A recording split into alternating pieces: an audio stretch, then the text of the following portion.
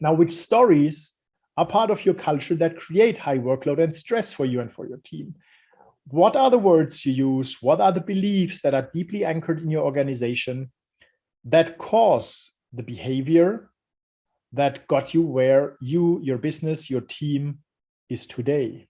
Just think about that. Now I want you to reflect on which words you use and choose in your work days and even in your personal life.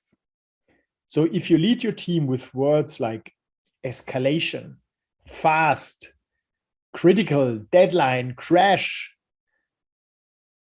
which emotions do these words create? Emotions of stress and fear, of course. They create stress and negative experience.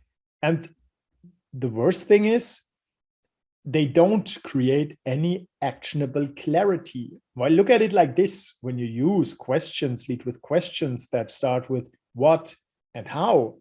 What can you do? How can you do it?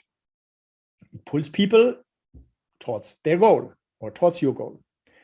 But if you just use these stress-causing words, their body just creates stress, which stops their brain to work properly and think clearly. So then it's hard to make smart decisions and analyze problems.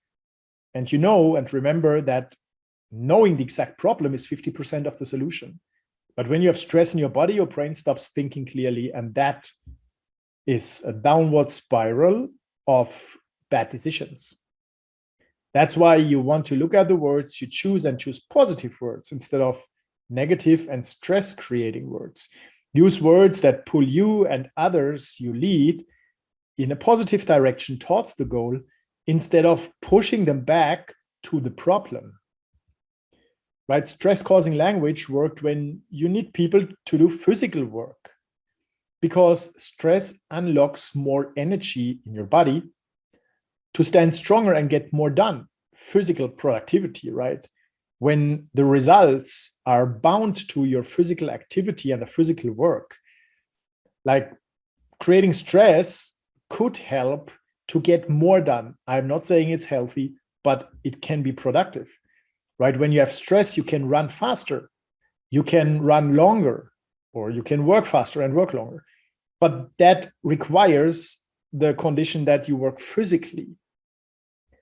But if people do brain work, stress is a real performance killer and causes poor decisions.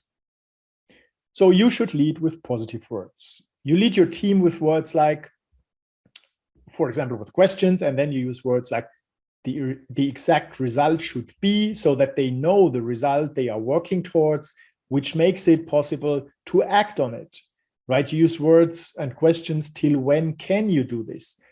And instead of asking, why did you do it? You ask, what caused this? Which is not related to the person who then might feel stressed and blamed, but it is related to the subject.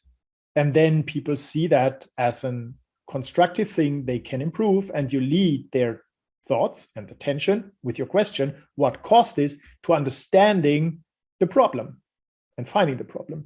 Or what are the steps to achieve is a question that pulls you forward to a goal.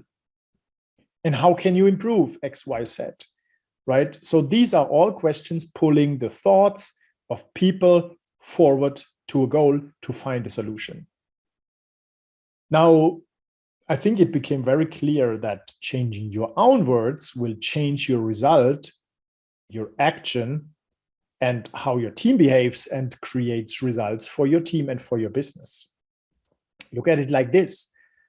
When I led my business completely differently back in 2017, we always had the belief that we must be fast and we always must be available for our clients when they need us. You can imagine when this is the belief system of an entire organization, how everyone behaves. They are just pulled around by everything, stressed all day, just in reactive mode, and everything was a huge mess. Well, now today, we choose that we want to be reliable. And that's a totally different thing. And you learned already how you can be reliable and how your team can create more reliable results also for your clients.